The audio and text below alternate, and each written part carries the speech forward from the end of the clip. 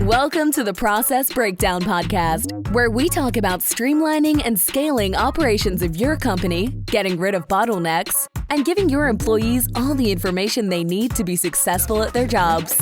Now, let's get started with the show.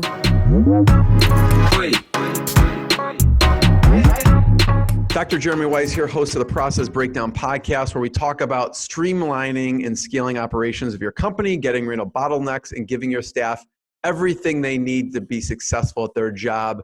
You know, over the body of work, if you studied Bob Sutton, which you should, if you haven't, the body of work that he's put out gives exactly that. The staff, everything you need to be successful. Maybe not everything, but a lot of things, okay? Before I introduce Bob and give him the introduction, the episode is brought to you by Sweet Process. And so if you've had team members ask you the same questions over and over, and it's the 10th time, well, there's probably a better solution, or you haven't done a good enough job systemizing. Sweet Process is actually a software which makes it drop dead easy to train and onboard new staff and save time with existing staff. And Bob, when I was talking to Owen, the founder, I knew universities use it, banks use it, hospitals, but I didn't realize that first responder government agencies use it in life or death situations. So you can use Sweet Process to document all the repetitive tasks that eat up your precious time. So you can focus on growing your team and empowering them. There's a 14-day free trial, no credit card required. Go to sweetprocess.com. Sweet like candy, S-W-E-E-T process. I'm excited for today's guest.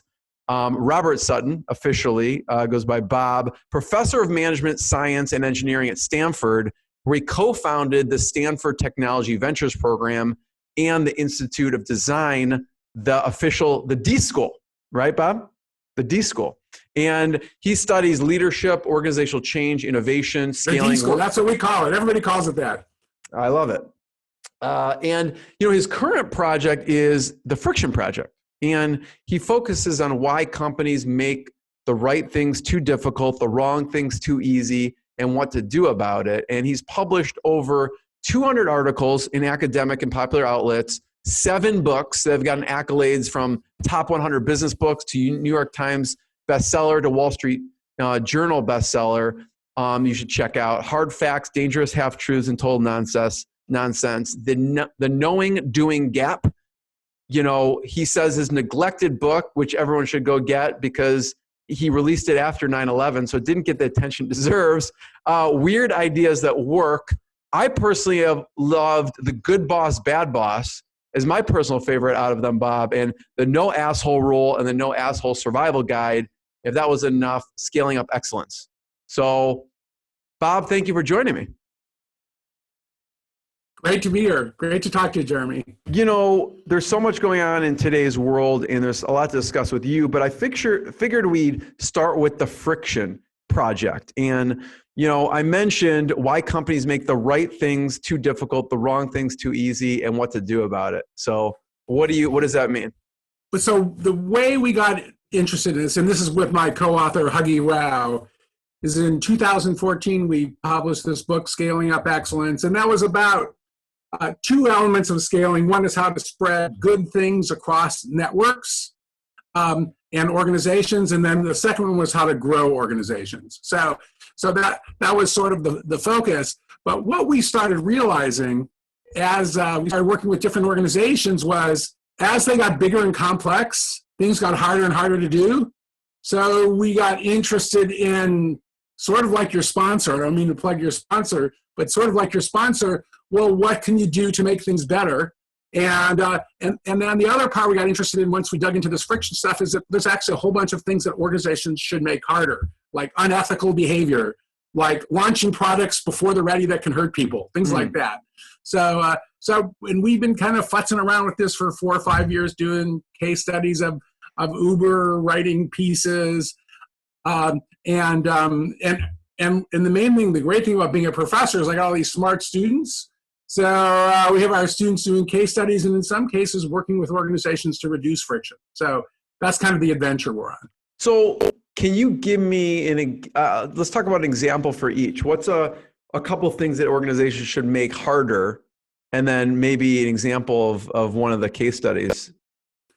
Well, so an example of something that organizations should make harder is essentially throwing things into the marketplace before they're ready. And so there's a term in our book we call it a cluster fug. Since I guess I'm allowed to swear, we call it cluster fuck in other writings. So what happens when executives get excited about a new product or something like that, especially software executives who don't realize that hardware can't be fixed quite so easily, is that they throw it into the marketplace. So we call this a cluster fug. This is when people are impatient, they have an illusion it's going to be easy to do something when it's hard, and they're incompetent, which turns other people incompetent. So the definitive story in Silicon Valley is Google Glass, where essentially Sergey Brin, the co-founder, he saw Google Glass in the labs, and and all the people on the R&D team said, no, it's not ready, and he threw it out into the marketplace. And the rest is sort of history, glass holes, the worst product ever, and so on. And so that's the kind of thing that there needed to be a little bit more breaks. It wasn't ready. So that's an example of things that are too, there needs to be a little bit more discipline. And then although for Google, it didn't cost them much money, it just hurt their reputation a little bit, at least by their standards. By the standards of a real startup, they'd be dead, right? Mm-hmm. And then the other side is what ought to be easier. As a headline, if you want to think about one of the things that really causes problems, and I bet that software that is your sponsor, I bet you they get into some of this stuff, are handoffs in organizations. So when you look what goes wrong in organizations, that's where the problems are. So one of the case studies we did, and I can say this publicly, was with JetBlue. And it was with one of my heroes. Her name is Bonnie Sinney, 3-time Olympian in the luge, still a pilot. She's now head of JetBlue Ventures. And she led an effort. So what happened was when storms hit something like Kennedy Airport, they actually had terrible problems, especially in 2007, where the whole thing would shut down. They couldn't put Humpty Dumpty back together again very well. So what she did was she brought together people from all over the company, everything from pilots to luggage handlers to reservation agents and operations people too, and had them do a process map, which those of us who do efficiency stuff, we all do process maps, and to look to see what was necessary to close and then reopen Kennedy Airport.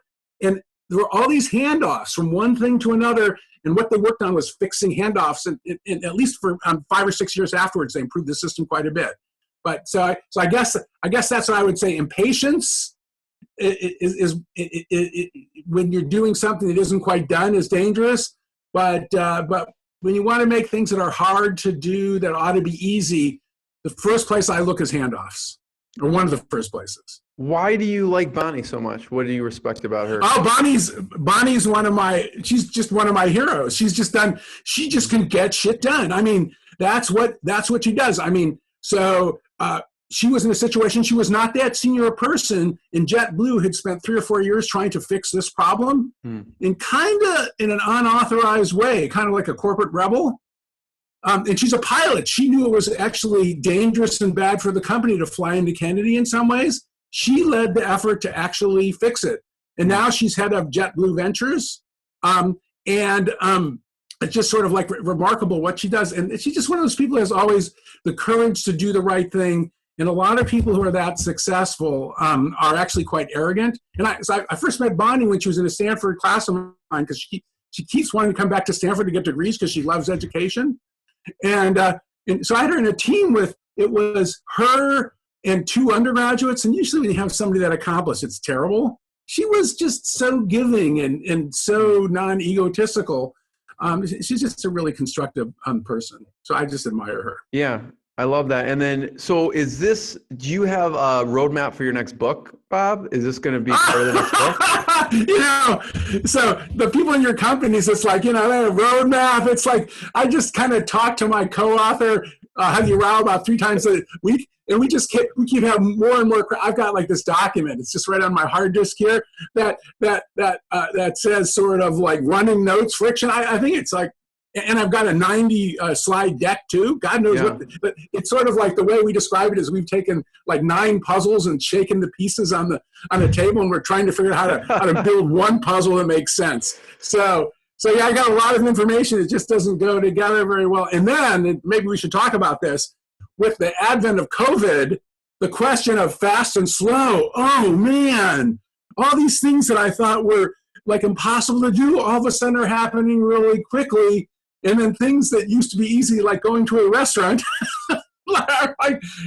are difficult to do. So Huggy and I were collecting cases, and our students are doing case studies, and we're doing some research, and we're trying to figure out what we're learning from COVID. Because it's hard to untangle it. Well, I want to talk about what's happened faster with COVID, but because I have a suggestion for the working title of the book from listening to you.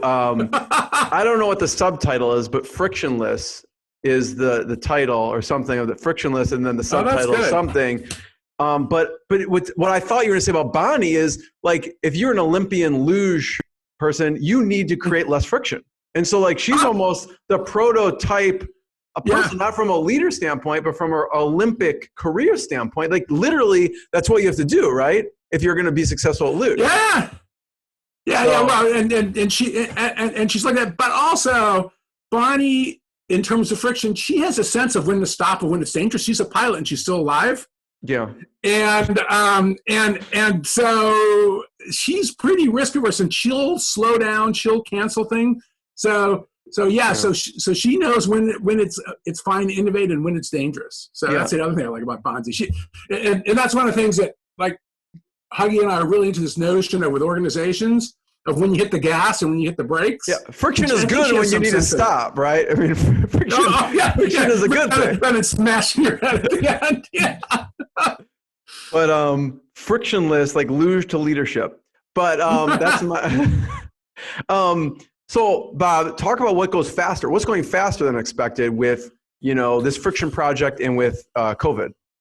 Well, so the thing that's really striking, and a couple of my students are really getting into this, is one of the things that we're seeing are, and I have a colleague, Melissa Valentine, who studies these, is the rise of what some people call flash organizations or virtual pop-up organizations, where just all of a sudden these organizations just pop up. They're completely virtual, and they just jam. And I'll give you 2 quick examples. Yeah. One is called the United States Digital Response, which was founded by a bunch of folks who actually were in the CTO office of the Obama administration. And what they did, because I'll be descriptive, our federal government's response was not being adequate. What they did was they organized, it's essentially a matching, it's almost like a dating service. Your readers can look up U.S. digital responses, where governments ask for help, like the city, like New Jersey, the state of New Jersey would ask for help rolling out unemployment benefits or something like that. And then they called for volunteers. And now there's a couple thousand volunteers who are working for at least 150 municipalities, and they finished a bunch of projects that are basically IT projects. And this is an organization that was just erected in like a week, and boom, it was jamming. So how does that happen so fast? And you know how slow government change occurs? And you got things happening incredibly quickly. So that's one. And then my favorite one, and for your readers who are interested in the word fast or speed, and your listeners, they should look up a guy named Patrick Collision. Patrick Collision is CEO of a company called Stripe, but that's not the most interesting thing about him. The fact that he's a billionaire and started a company is not that interesting about him. He's into doing things really fast. He's got a list of all these things that have happened really quickly, like building the Empire State Building in a year and a half or something like that. But what he did was he just got sick of the notion as an academic that it takes so long for us to get our research funded. So just for example, National Institutes of Health, which would be supporting COVID research, traditionally, if you were an academic, you would spend a year just figuring out what to make the proposal, and another year having the proposal reviewed, and then you probably wouldn't get funded. That's the usual fate of an academic. So what he did is he got some donations from various rich people like Reid Hoffman of LinkedIn fame, and he put out this call for proposals for COVID research, and he said they'd be reviewed and rejected or funded in 48 hours. And this was, I think, in late March or early April. they put up the call for proposals. They got, I think it was 4,000 proposals, and they just were really short. I actually tried to do one just to see how easy it was. It was like nothing. And then boom, I think they handed out $122 million to 40 projects, and they're kind of on pause. It was like, boom. Wow. And that was kind of, some of that was they want to do good, and some of that was Patrick Collision and other folks saying F you to how bad the process is and how friction filled it is. Mm. So the question that, maybe we should talk about is, okay, so these are great stories, mm-hmm. but what are we learning about when we go back to real life about how to reduce friction? Because, if we kind of go back to the Google Glass story, there's going to be more Google Glass stories because that's the cost of making things too easy to do. But it sure would be nice to get rid of all those processes that are just in the way and are just a waste of time. So that's the kind of stuff we're interested in. What have you seen will be valuable for a company to apply once knowing that the Patrick Collision? Well, first of all, and this is, every one of your listeners or audience knows this, what will happen in organizations is it's like these arbitrary traditions build up like barnacles, and nobody ever scrapes them off. Yeah. So that's something that Huggy and I we call this addition sickness, and the notion, and sometimes we call this the George Carlin effect too, which is, in the way we describe it is, so George Carlin, the famous late comedian, he had this notion that essentially the way that he put it is that my shit is stuff. So anything that I come up with is good, and your stuff is shit. So what happens in a lot of organizations is everybody adds all these little things because that's their pet peeve, that little practice, that little extra, they call it these robotic emails you get. I have to do these at Stanford all the time. I have to take 15 minutes. I have to sign on. I have to approve something that like I don't even read, but I have to do it so the student can, not get deported, for example, or something like that. And my contribution is completely useless, but some bureaucrat decided that I had to do it. So to me, that's one of the things that I think we will learn. At least I hope we will learn, is to get rid of some of these arbitrary traditions, and not just to say a la sort of the George Carlin notion of that it's other people's fault, but to sort of look in the mirror and realize that sometimes we're the gunk person who has this precious little thing we think everybody has to do, but really for the greater good it isn't. It can be skipped. It can be skipped. Yeah. It can be skipped. It could only be used in exceptional circumstances. One of the things, I know you've talked about this on your show, is there's all these organizations who have realized that the annual performance review takes so much time, especially 360-degree evaluations, although in theory it's great, that, maybe we don't have to spend so much time on this. And we talk about this, at least in some of our discussions. It was in Harvard Business Review too. We didn't write it, somebody else did. So Deloitte, they figured out with their 360-degree evaluation system, they were spending 2 million hours a year. 2 million, and those are hours they could bill. They're like a consulting firm, right? 2 million hours a year, and then they streamlined it. So that's some of the kind of that sort of addition sickness. That's kind of the stuff that hopefully COVID will bring us to do. What's going to make harder? Well, we'll find out what should be harder later. So one of the things we're really into, in fact, we have a case on Uber, is this idea of debt, technical and organizational debt. Financial debt obviously is part of the story too.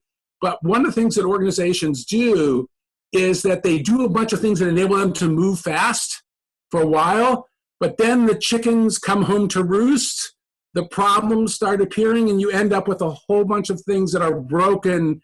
And if you don't fix them, you can't scale to the next level or even survive. So the definitive one probably in technology would be Mark Zuckerberg's move fast and break things. And I worked a little bit with Facebook in the early days, up to about 400 people, and he really meant move fast and break things. And we talk about this in our book, Scaling Up Excellence. They would socialize, but that was great until it wasn't. And everybody moved so fast and didn't think about users and legal issues so much. Now it's kind of, move fast and build good things, or I don't know what the last thing I heard was it was move fast and build good things, or stable infra or something like that. But they're sort of modifying that, and maybe they should have modified that a couple of years earlier, honestly.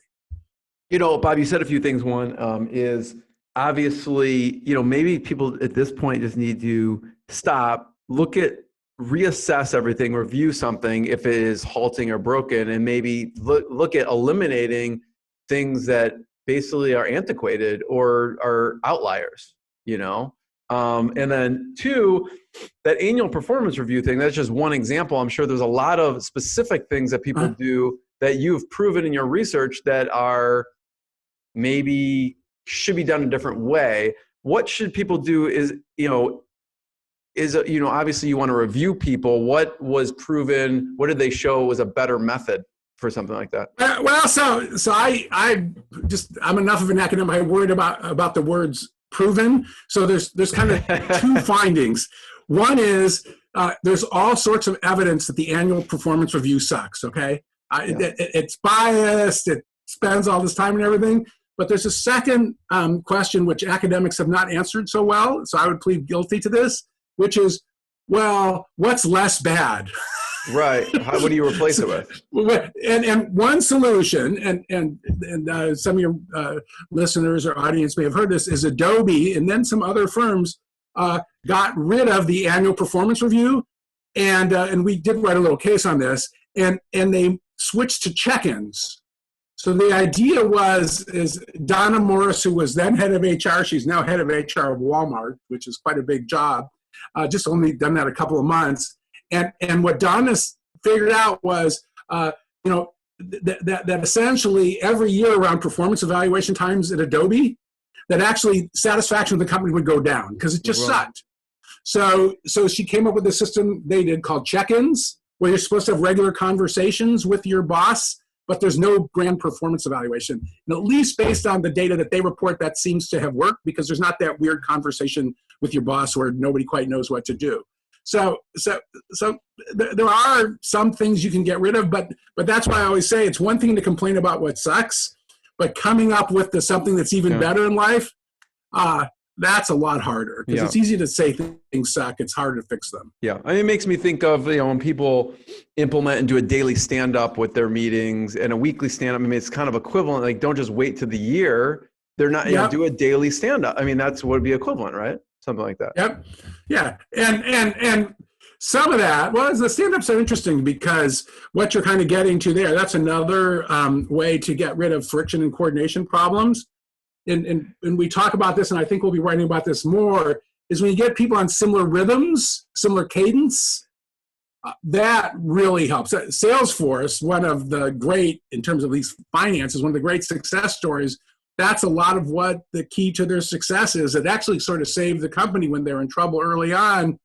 They got their whole organization on sort of the same rhythms, the daily stand-ups, sort of shipping a demo every month. The whole company, they still do this. They ship every 4 months. Everybody sort of pauses, and they have this thing called Dreamforce, where at least until this year, they took over San Francisco and turned it into a traffic nightmare. But the rhythms really help glue the whole company together because you know what you're doing, when to do it, and you know also what everybody else is doing so you can coordinate with them. Yeah, well, it's kind of like what you talked about with JetBlue. One of the key elements is they brought everyone together, so you're getting these different perspectives of what needs to be done, right? Yeah. And what JetBlue was a real specific case. Yeah. But the rhythms in the airline industry are different. The airline industry is a very difficult place to be right now. But rhythms really do help. So, Bob, talk about what was another favorite case study that's come out of this work, the Friction Project. Well, what's another? I talked about it a little bit, but it's worth talking about, and especially now, the trouble that Uber and other industries are in, like the restaurant industry and so on. You don't know what's going to happen, but Uber was a really interesting case because in the early days, they essentially had one giant software system they called the spaghetti mess that was just. They had all these problems because the pieces didn't fit together. So then they went to this thing, they called it microservices. where they decentralized the organization, and as Tuan Pham, who was CTO until recently, who was the star of our case, described, we had essentially hundreds of speedboats going in hundreds of different directions. Yeah. Bless you. And so that's one of those things. You had decentralization, and you also had a culture under Travis where it was let builders build, toe stepping. It was almost like they rewarded people for not cooperating with each other. So that was great. So as Tuan Pham put it, our average speed was really high. Our collective velocity was getting worse and worse because there'd be all these coordination problems. Just for example, they were using 12 or 13 different programming languages. Wow. So you couldn't weave things together. You couldn't move people from one team to another. And so what that does is it allows them to move fast. But then, and this is this issue of debt that we're really interested in, technological and organizational debt. One of our general sayings is, what got you here won't get you there, which we stole, of course, from somebody else.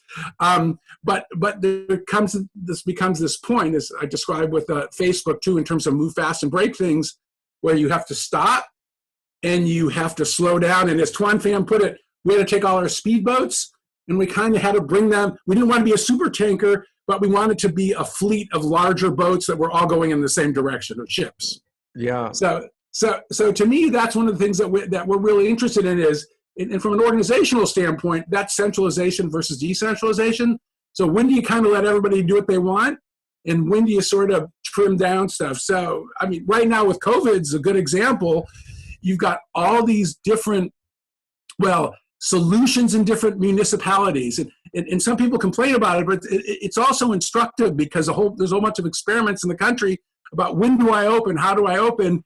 But the difficulty comes is when you start figuring out what works and what doesn't, and then I don't know, either the lawyers or just social norms say you've got to stop doing that because it doesn't work and you got to do this instead.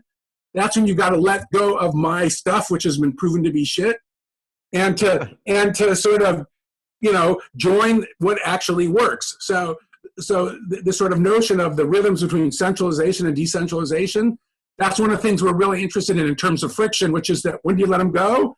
And then when do you sort of weave everything together? Yeah, and there's probably a gray area where it's a tough call. Like certain parts are like obvious looking back, but at the time it's probably not so obvious, right? Yeah, well, in fact, that's the whole, so you bring up another thing, which is really something that every leader I know has a challenge, which is in general, when you're leading people through uncertain times, when you don't know what's going on and they don't know what's going on, I mean, COVID's a perfect example, that saying to people that essentially we don't know what's going on, you got to wait, that's a really difficult thing to do for leaders. But sometimes you're finding out that they have to sort of delimit it, but they also have to say to the people following them, sometimes we need more information. Right. We don't know what we're doing yet when it comes to this. Yeah, not just picking a path and go as like that's kind of the natural tendency of a leader to do, right? Yeah. So and so the poster child that I've been talking about, let me make sure I get his name right, who has, I think, been doing the best job of this, is the CEO of Airbnb. So what's his name? How can I forget his name? Anyhow, I know what you're talking about. It's slipping my. Anyhow, so what he's been doing is so they did it. They did a massive layoff. This is, remember, the May 5th. They did this massive layoff. 25% of the company, and so what he's Brian Chesky. Thank you, Brian Chesky. How can I forget that? They do this. And he takes responsibility for it, but he also says, here's all the things we're going to do for you. And they're doing amazing things. Just for example, they're taking a large proportion of their HR department and having it focused on helping find people who are laid off jobs. That and which is sort of amazing. But in addition to that sort of thing, one of these things he said in the memo is that there's a whole bunch of uncertainty, and we don't believe in being transparent when we don't have enough information to make a decision, and essentially to take you into the sausage making, because I think that makes people even more stressed out. And the thing that I liked about that memo that he wrote, is this amazing memo, people can find online, he wrote it May 5th, to the Airbnb folks, is that he's saying, here's what we're certain about. Things like If you're laid off, you get your stock is vested and so on, and you get this much money, and you get to keep your laptop too, which I thought was pretty cool.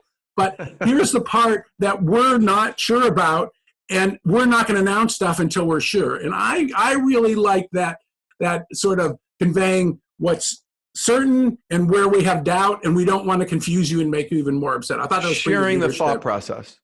Yes, but not too much. Not too much. I'm curious what other companies you find fascinating with this. You said you mentioned Airbnb, Uber, Facebook, Stripe. What other companies do you find fascinating? Well, it might not be very popular because they're controversial, but I still am amazed by Walmart. Obviously, like, you can talk about the damage they've done, and maybe we should, maybe they should pay more taxes. That's why I use fascinating, because that could be construed whatever way someone wants, even if it's controversial. They're the largest private employer in the United States. They really are except possibly for Amazon, they're at least as much. They're the lifeline for holding people together in this process. They really are. They could have better benefits. They really are taking care of their employees and really do care about their employees. So the way that they've responded to me is actually pretty interesting. So that's sort of like I would say it's a non-tech company, but Walmart.com is doing quite well. And some people think Amazon is worse in terms of how it treats its employees. So that's one of the others. I don't know what the facts are there on that. The other company that also amazes me, to sort of switch gears, is Netflix. And the reason they amaze me for lots of reasons. But Clay Christensen and the famous all the disruptive innovation stuff. The number of organizations that actually have successfully disrupted themselves is very small. And if you look at what they've done, they have disrupted themselves before the market did twice, not once. So we all remember they used to ship DVDs, then it was streaming, and then now they become, I think, the largest production company in the world. So those are really, and they're still doing those other two things. Those are just brutal pivots. And I don't know how they've actually pulled them off. And in fact, some folks will remember that they tried to spin off the DVD operation too early, and the market reacted negatively. One of the only organizations I've ever seen that may have disrupted themselves too early. Although they were right, because DVDs is a shrinking market and a different sort of business model. So anyway, that's a company that really impresses me. They also do weird things that fascinate me, and I'm not sure I'd want to work there, but they're very performance driven. You talk about performance, boy, they really mean it when it comes to performance. Bob, I want to talk about a couple of your books, Good Boss, Bad Boss, Weird Ideas at Work, but I also want to go back to co-founding the Institute of Design, the DSchool. Talk about the inception of that. Okay, so that's so the way I would describe the founding story is it's sort of Snow White and the Seven Dwarfs, and I was one of the dwarfs. Let's just be really clear, okay? So there's this guy named David Kelly who has won every award I can think of and deserves it. He just won a $500,000 award for teaching innovations from the National Academy of Engineering, and just a remarkable person. So David founded, and we started sending them in the 90s, a company called IDEO, which went from a mechanical engineering shop to doing broader sort of product design. And now what they do is that they help companies all over the world be innovative in almost no matter what they do. So he led the spread of design thinking that way. David's also a tenured Stanford professor. And he's sort of, this is sort of 2003, 2004, something like that. We used to go to IDEO, a group of us old professors. We'd go there, maybe like 6 o'clock at night, and he'd give us wine. We'd get kind of drunk and eat food, and he'd talk about bringing IDEO inside of Stanford. And it's really fun to drink with David. And somewhere on my hard disk, I've got Kelly's Fantasy or Kelly's Dream or something like that. Then one day he comes back with $35 million from this guy named Hasso Plattner, the founder of SAP. So we actually had to do it. And so what David did all sorts of things that I disagreed with. I may still disagree with, but one of the key things is in terms of a teaching operation, just for example, is that none of the classes we teach at the DSchool can be required for any Stanford major. And David's logic, and also he doesn't like paying people who teaching them very well, or sometimes nothing. If I'm a tenure track faculty, he would never give me more money to teach a DSchool class, because his perspective is that he wants everybody who is at the DSchool to be there because they want to be, not because they have to be. Yeah. And then our projects are all actually doing something. So my students, some students will build projects or products. My students in my management classes, and this is where we learn stuff, they'll actually mess around with organizations and try to make them more efficient or more creative. Just one example, because we wrote it up, is that a couple of our students work with the San Francisco Opera, and it came up with these little events like in bars and stuff like that to attract younger people to opera music. Because if you've ever been to the opera, so I'm 66 years old, when I go to the opera, I can feel young. You know, it's like I look around, I'm one of the youngest people around. I go to the bathroom, I'm the only people who doesn't have a walker or is in a wheelchair. It's just, and somebody from the San Francisco Opera sort of joked that our business model is we wait for a billionaire to die and leave us a bunch of money. That's like, we lose money every year, a billionaire dies, boom. We might have that business model at Stanford too, by the way. Except they give the money when we're alive, like Bill Gates and so on. But seriously, that's the kind of thing that is sort of fun to do at the DSchool, is if you're not trying to actually have people come up with changing stuff, then you're not living the DSchool spirit. And also consistent with that, in addition to rapid prototyping and trying things that you can't do too much damage and so on, that our other philosophy is to be very user-centric, which has really taught me a lot, that we're always into thinking about what is human experience and designing to make human experience better rather than worse. I mean, that is some of the fundamentals, most important things in general. I think actually taking user feedback. User feedback, and just what, and the other thing that, we always say at the DSchool, and this is part of the IDEO mantra, which David brought in, is that we don't just believe what people say, we watch them, and then we try to have the same experiences ourselves. And that's one of the classic sort of things. That's how you learn, is you try something yourself. So, to go back to something that I just talked about 15 minutes ago, that's one of the things that I thought was really interesting. And I think the DSchool taught me that with the FAST grants thing that Patrick Collision set up. The best way to learn about it, in the past, I would have probably talked to somebody or maybe read about it. But I realized if I did it myself, I'd learn more, because then I'd know what the experience is like. But yeah, I think that's a mantra, and it sounds so obvious, but as you know, it's amazing how often people forget to do it. And Bob, when you say that, the question that pops in my head is, to myself, how do you go wrong with user feedback? If people are going to be paying you money and you get their feedback on how to improve it, how do you go wrong with that? And then the devil on the shoulder, like, well, Steve Jobs said, well, if I asked what they wanted, they'd ask for, or Henry Ford, I give them a faster horse, or Steve Jobs. Right. So talk about the difference of user feedback. Well, that's interesting. So there's this argument that essentially you can't believe what people tell you, because they'll do things that are socially desirable, and they'll do things that fit their past experience, and they're uncomfortable. And to your point, I think that IBM did some sort of survey in the 80s that the worldwide market or late 70s for PCs was like 2,000 PCs or something like that, because their customers had these mainframes and they thought they were great. So that's an argument that you come up with something that's different, and then you look to see whether people, how they react to it and how they use it. Yeah. And so the old saying that my mother said every day when I went to school, don't believe everything they tell you, because you got to actually see how people respond in the situation. I'll give you another example, since we're very interested in scaling to other markets. Yeah. So Ikea, you may know, is very successful in China.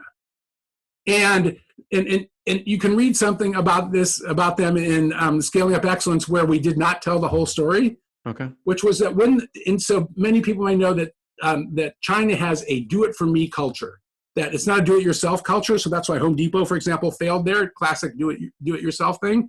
So when IKEA opened in the Chinese market, they made a couple of interesting sort of modifications. One, they had many more better delivery and assembly services, because not that many people have cars and they don't assemble their own stuff. Okay, so that was in theory. So this is my book. So I'm talking, this is about 2 years ago, I'm talking to 55 Chinese CEOs. So they're from China. In China, it's like, so tell me how big your average, and they're supposedly startups, almost none of them had fewer than 500 people working for them. Wow. And I think there was one woman too. The gender dynamics were another issue. So anyways, so I start telling my IKEA story, but they're from China. I say, is this true? And then this guy says to me, in English, not through the translator, he said, so we don't assemble anything except IKEA. So what happened is IKEA sort of traded, so they were uncomfortable. And if you ask people, would you assemble something in China? No, but they go to the store, they have the experience, and then they do something simple and take it home. And to me, that's one of those cases where sometimes you don't learn until you put people in the position of actually doing it. In that case, they're actually sort of like a Trojan horse for cultural change, to sort of a do-it-yourself culture. Oh, in this case, I knew that they had actually done it because one of the guys, after he said, I said, how many had assembled stuff? 2/3 of them had assembled stuff. Wow. And one of them said, very bad for relationship with the spouse. So if you ever, we all know we've ever done it. It's like, oh, so they've done it, right? It brings out the worst in people. Just yeah. Well, that's interesting. You think, based off all of that, IKEA would go and they would fail, right? But if you look at it, they were smart, which is that they both had more assembly. So, and they changed some of the food they changed for cultural accommodations. But what happened was they gave people the opportunity to learn. So anyway, so sort of an interesting combination of, well, we're going to conform to the culture, but we're going to sort of push it and see how far that they're going to go. And I think that, and Apple's a great example that all of us have iPhones and so on.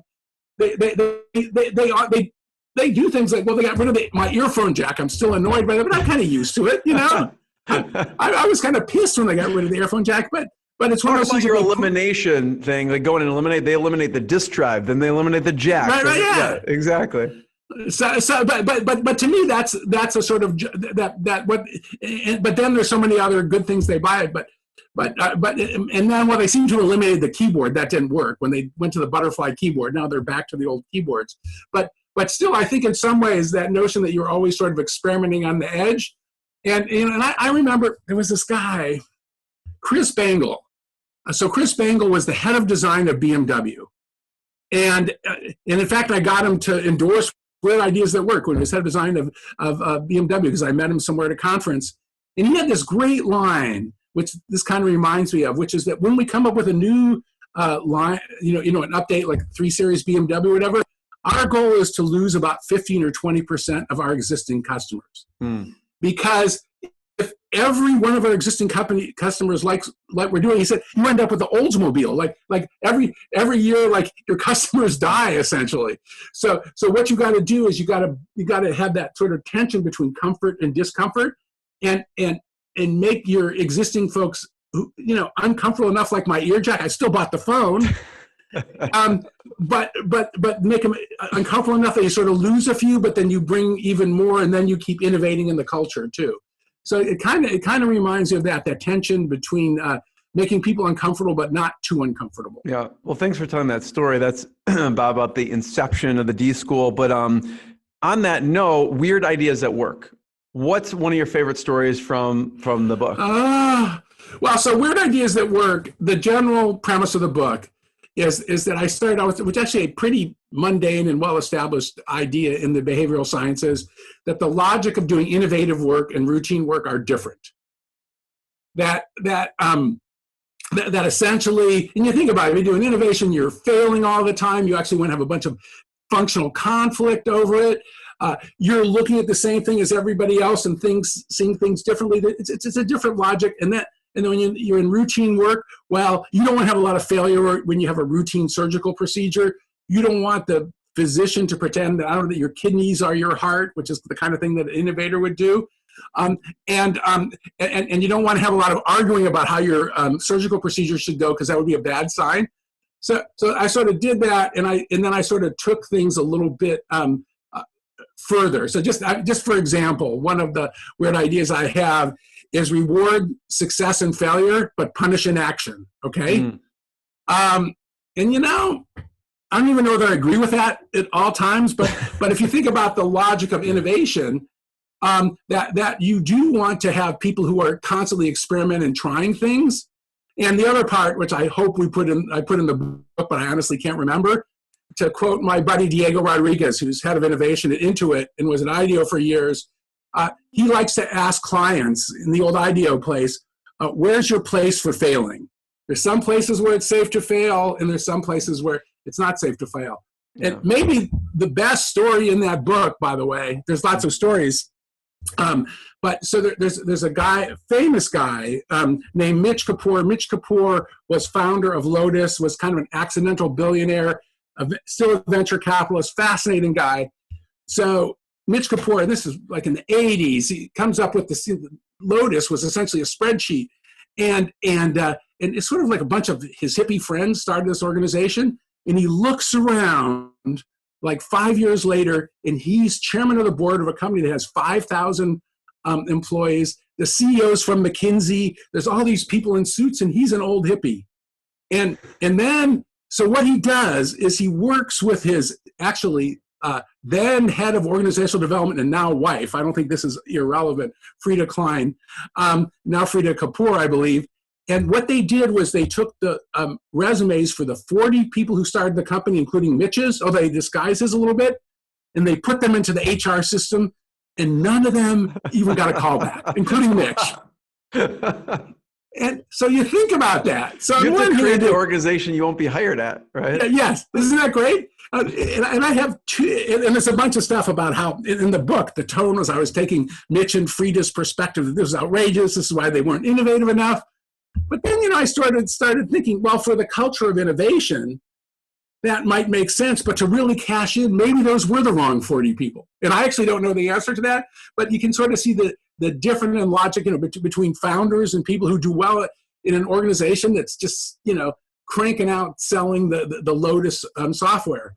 So, well, your example with Facebook also. I mean, their first motto is break things, right? And now it has to change a little bit. And the other thing, you look at Facebook, boy, Mark's there, but just about everybody else is gone. And we'll see how much longer Sheryl Sandberg lasts. But everybody who sort of helped found and grew the company, or almost everybody, they've really replaced most of them. So that's another example that the people who were right early on, Mark's clearly changed, but they definitely were not right. And one of my favorite people I worked with him some, Chris Cox, he was employee number 30, he did Newsfeed. He was actually head of HR for a while when Mark didn't like traditional heads of HR, even though he had no HR experience. He actually did a great job. And then he was head of product. And eventually it got to the point where, well, I don't know why he left, but I suspect he wasn't right for the company anymore. It wasn't right for him. So, Bob, I have one last question. I know we're pressed on time. Where should we point people towards first to find out more about you and about the books and about everything else you have going on? Well, probably the best place, just go to my website, bobsutton.net. So that's where my books and various things are there. And that's probably the best place. Or they can just, Google me, because you can find stuff like that so easily. But bobsutton.net is probably the best place. Bobsutton.net. You can go on Amazon, check out their books, Audible, check out their books, all those places. I highly suggest it. So, Bob, last question is, out of all your body of work, I wanted to hear maybe from one of the other books we didn't touch upon and a favorite story. It could be from the No Asshole Rule, Good Boss, Bad Boss. What company or case story or research should we tell? That's interesting. So I guess my favorite story, I haven't thought about this story in years. So the No Asshole Rule, which, we haven't talked about it, which is probably just as well. But the No Asshole Rule, for better or worse, has sold more than all my other books combined, maybe by a factor of 3. It's getting close to 1 million copies worldwide. And there was sort of a prophetic moment when, and I didn't realize this, I was 21 years old, and I was with my then girlfriend, now wife, Marina. We went to a restaurant called Little Joe's. And Little Joe's was this wonderful Italian restaurant with a long counter. And the chef, where was it? in San Francisco, in sort of on Broadway Street, and just really entertaining. And there's mostly people sitting at the counter and bantering, and there was this one guy who kept insulting the chef. He was inappropriately hitting on women, and he was being an asshole. And so this guy runs up to him, and he says, so one of the other guests, and he said, "You're just so wonderful. You're one of the most wonderful, fantastic people I ever met. I've got to get to know you more. Please give me your name." It's this big performance of the whole thing. And the guy who was the asshole gives him his name and everything. And then he announces to the whole restaurant, he said, "I'm writing a book on assholes, and you are perfect for chapter 13. And then the whole place, you just like this like operatic, they sort of cracked up. And little did I know at that point, I don't know, 20 some years later, I'd be writing a book on assholes, and I got this guy in my last chapter. So whoever that stranger was who got the story from the asshole, he was actually providing material for my work, and I didn't even know it, because it never occurred to me to write a book on assholes. So that might be my favorites. I haven't thought of that in a few years, even though it's in the book. Why that title? Oh, why? Because I think it was commercially the best title. Honestly, if I called it the No Jerk Rule, I think it would have sold 2,000 copies. So that's, and the fact that it was controversial honestly attracted attention to it. So that, and if you sort of fast forward, it's a relatively clean and innocent title. I even noticed, so I was quoted in an article in the New York Times about Michael Jordan just a couple weeks ago, because, there's this series about him and him being an asshole, and there's all this argument, did it help him get ahead and everything? And I noticed the New York Times, which when I was in the bestseller list, they wouldn't even give me the A, it was the no 7-star rule, that they printed the word asshole 2 or 3 times in the story. So even the New York Times is coming around. So it's either they're reflecting reality, or it's a degeneration of values, depending on what you believe. So, first of all, Bob, I want to thank you. Everyone check out bobsutton.net. Check out Amazon, Audible. And thank you so much, Bob. It's really fun to talk to you. Thanks so much, Jeremy. Thanks for listening to the Process Breakdown Podcast. Before you go, quick question. Do you want a tool that makes it easy to document processes, procedures, and/or policies for your company so that your employees have all the information they need to be successful at their job? If yes, sign up for a free 14-day trial of Sweet Process. No credit card is required to sign up.